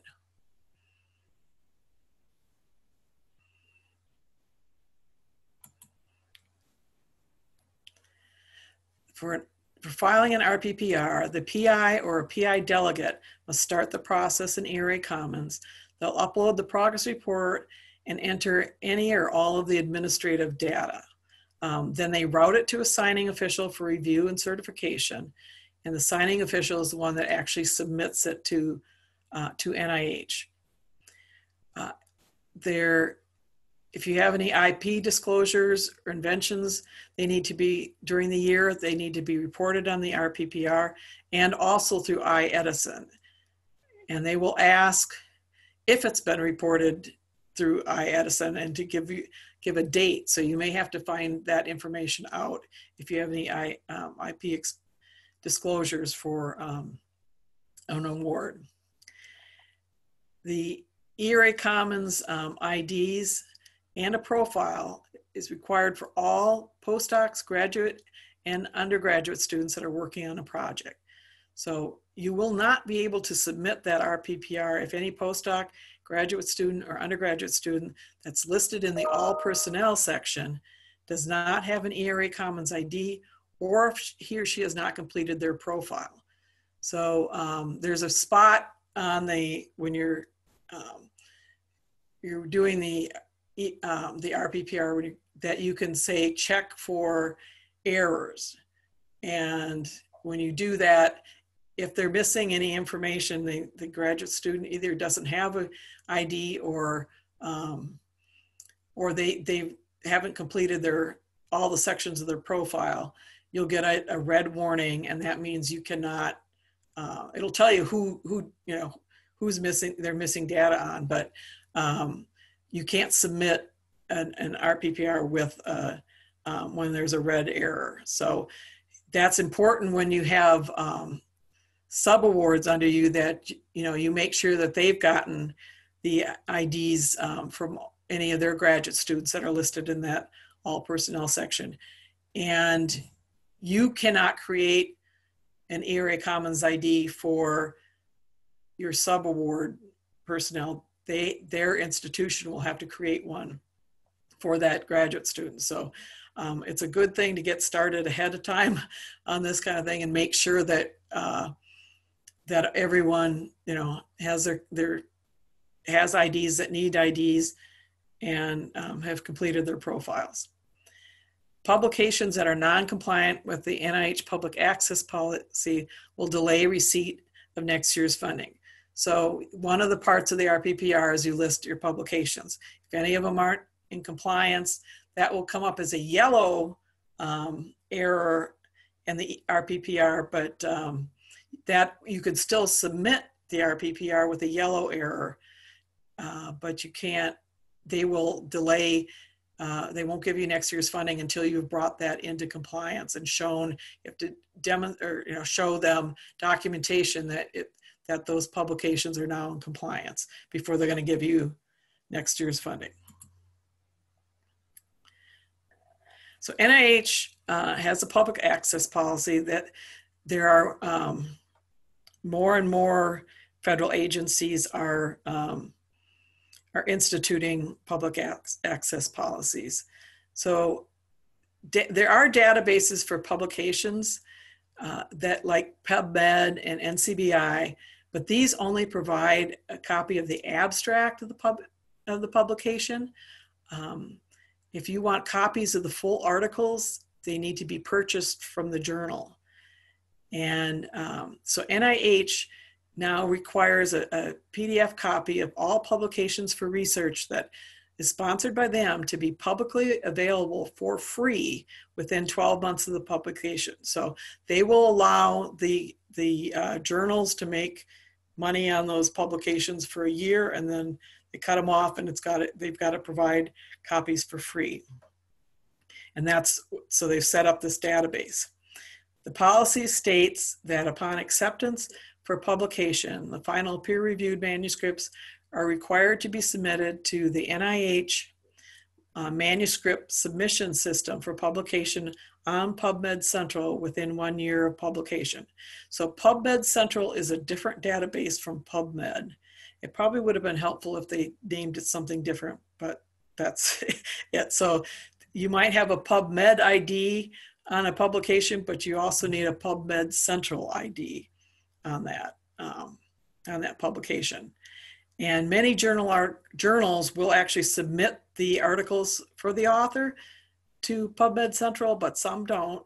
And for those, the contact author on that paper must submit a PDF copy to the NIH manuscript submission system for submission to PubMed Central. Now I've included a web link here with more information on the public access. There are instructions on there, and there are tutorials that will explain how to submit the PDF copy, how and how this whole system works and what's required. It's all, so it's a very good, a useful website. And unfortunately, as I said, several other federal agencies are also doing public access policies, but unfortunately, they all seem to be creating different databases. So NIH's is PubMed Central. I don't remember, I think NSF has one. And I think the Department of Energy has one, and they're all different ones. So it's kind of crazy. Maybe someday those will get to be uniform and it'll be one spot for everything, which would probably be helpful. For no-cost extensions, if not otherwise restricted in the terms and conditions of the award, a first-time no-cost extension for up to 12 months can be requested on ERA Commons, and that's considered the grantee approved, and it's pretty much automatic. It must be submitted prior to the current budget or project period end date. A second no-cost extension requires prior approval from NIH, and that request is filed through ERA Commons. The third no-cost extension doesn't usually happen. The only reason, there would have to be really extenuating circumstances for NIH to grant a third no-cost extension. They might, if you had hurricane damage and it's taken more than a year to rebuild or something, but it would have to be an extreme case because they expect you to, get the project done. And that's also why you want to make sure when you do that first no-cost extension, that's the grantee approved extension. I always recommend to my PIs that they do the full 12 months, even if they don't think they're going to need that, because you can always request to end the project earlier if you're completed with it, so that you can file your final reports and stuff.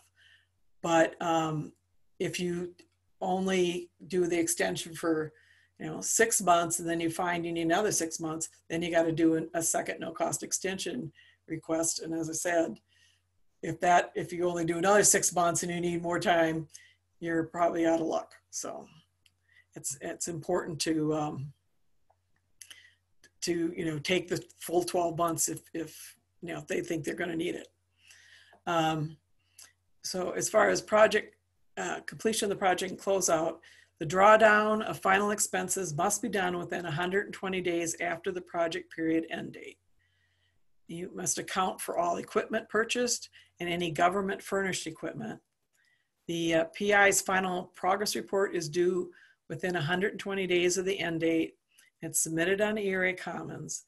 After January 1st, 2017, it's submitted now as a final RPPR, and that in an RPPR format, which is called an interim RPPR if you have applied for another competitive segment for this award, then it'll be termed as an interim RPPR. And if you don't not awarded that segment, that'll become the final RPPR. But prior to January 1st, 2017, the progress report could be in any format, and you might submit a 1-page thing, or you might submit a 200-page report. So they're trying to, in putting it in the RPPR format, they're just trying to consolidate and make it consistent of the information that they need. And they've also put added a section that they want kind of an outcomes that you describe the outcome of this research that they can then include in their website called Reporter. And so that's just something that the public has access to, and they can see whether NIH is spending their money wisely or not. A final invention statement is also due and is submitted on ERA Commons, and then a final federal financial report.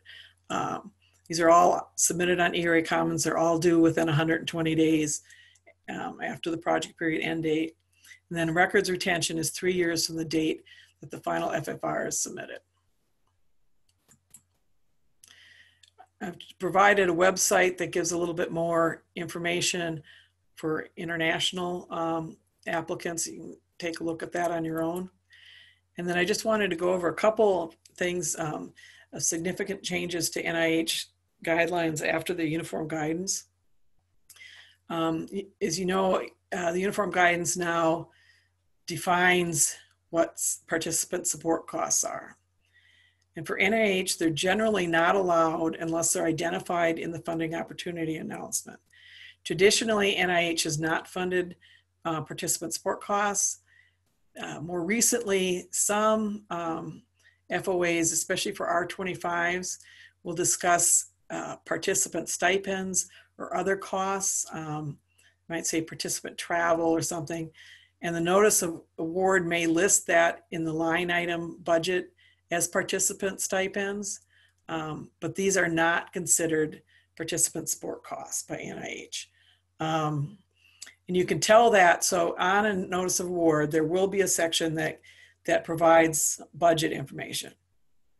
If it's a modular budget, it's just going to say this much total direct costs, this is the much indirect costs. And then you know that that's a modular award. But if it's if you filed an R&R budget, then it'll have, okay, what your personnel costs, fringe, and all the different cost categories that you're funding. And they will say things like participant stipends. But if you look at how much the indirect they're awarding you, you can back calculate and you'll see that the items that are listed as participant stipends or participant travel actually do collect indirect, which of course true participant support costs do not collect indirect. And that's why you need to separate them out. So it's just, you can always double check. And the same thing goes for the Ruth Kirstein NRSA programs. They specifically state that for the purposes of these programs, participant support costs does not apply because NIH will continue to use the terms trainees and trainee related expenses and trainee travel in accordance with the NRSA regulations. So that is, those type of awards usually only have like 8% indirect charge. And again, if you look at the budget that's listed in there and you back calculate on from the amount they're awarding you in indirects, you can see that actually that 8% is charged to the trainee stipends. It's not on the trainee tuition and fees, but it is on the stipends do collect indirect on those type of awards. So that's again why they're distinguishing that they're not participant support costs. Grants or subawards to foreign or international organizations, the F&A costs will be funded at 8% modified total direct costs, exclusive of expenditures for equipment, and instead of the 10% de minimis. And NIH will not provide for the depreciation of any capital expenses or normal operations of foreign or international organizations. So when uniform guidance came out, they have said that if an institution does not have a federally negotiated indirect rate agreement in place, they can charge 10% de minimis rate, 10% MTDC rate. But NIH has always had limited those F&A costs to 8%. And they decided with the onset of uniform guidance that they were not changing that. So that's a difference from other federal agencies that NIH will only allow 8% indirect rate for foreign institutions, not the 10%.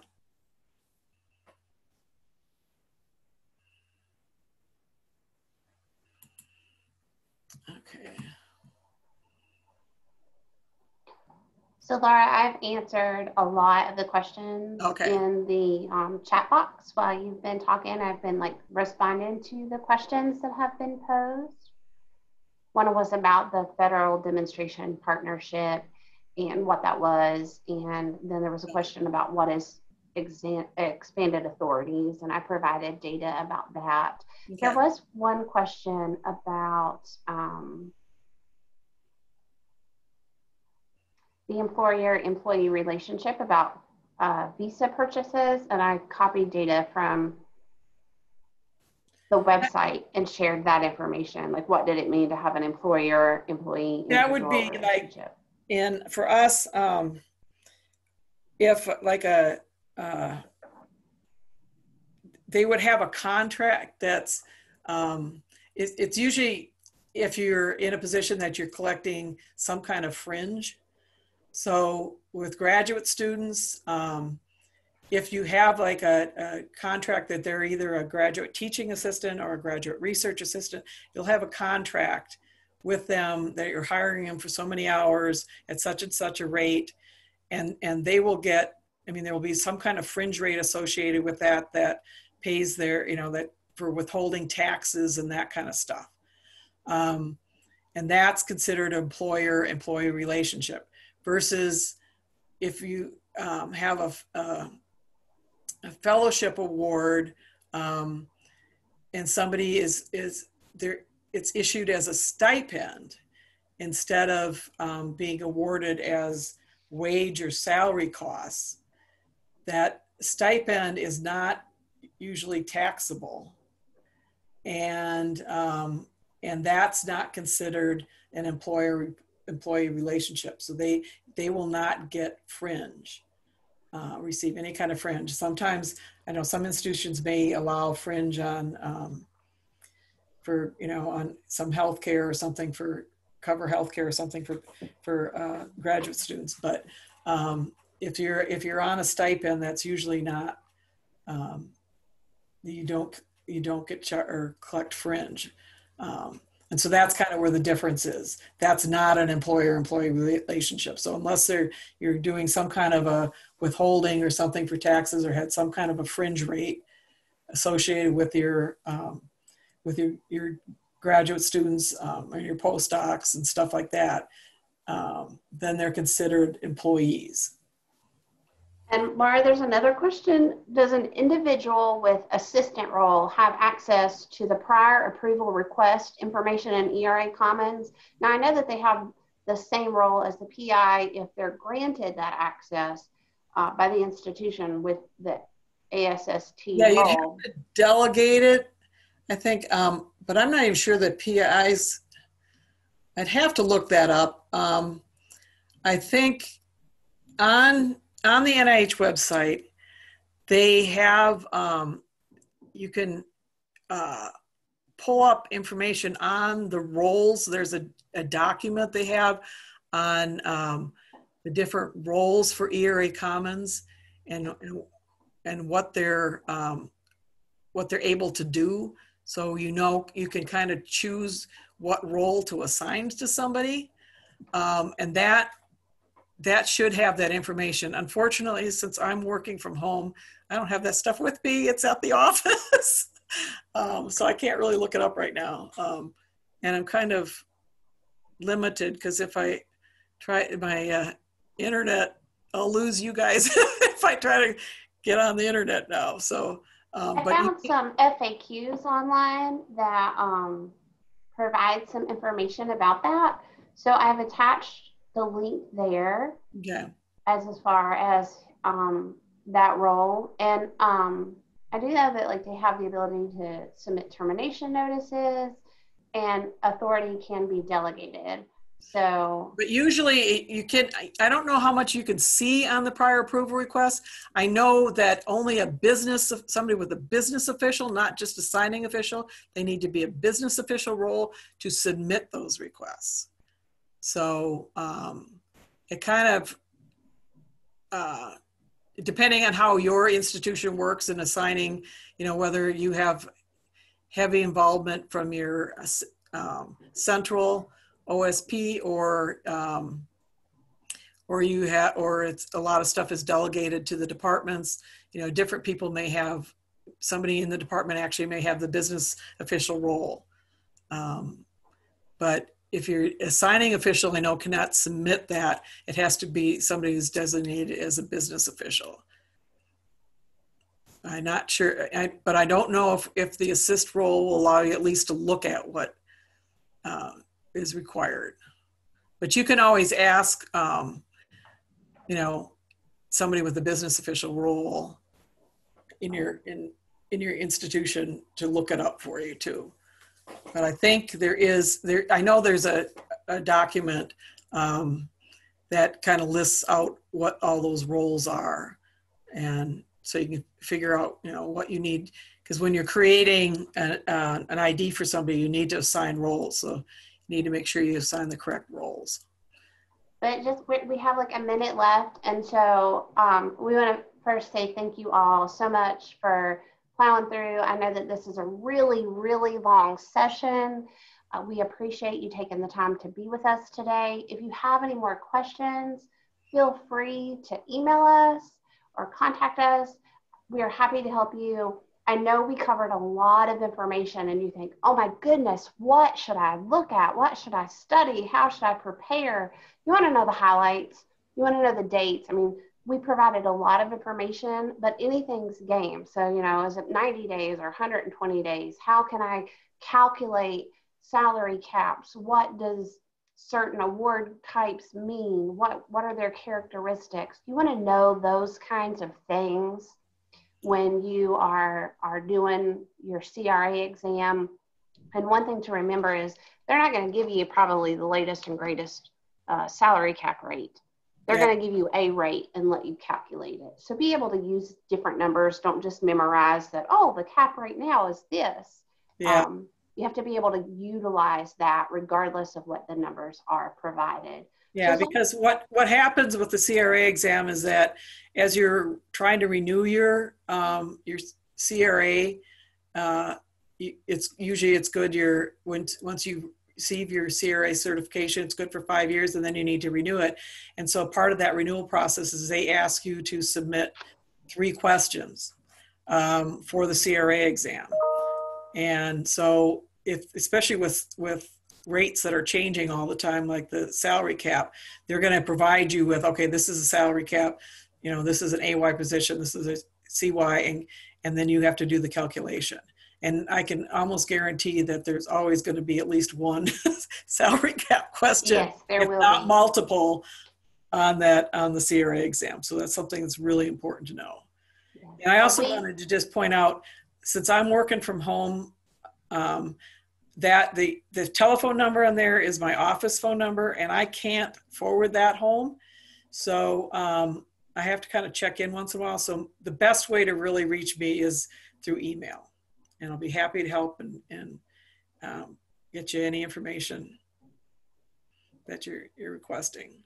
The same here. I can't answer the phone, but because I work for an associate dean, I am oftentimes in meetings and I may not be able to get to the phone quickly. So the best way to reach me is to send me an email. And then if we need to do a follow-up call, we can do that at a scheduled time. But good luck on your exams. Again, if you have questions, feel free to reach out to us. I wish you all the best. Yep, me too. So good luck. Thank you. Bye, guys.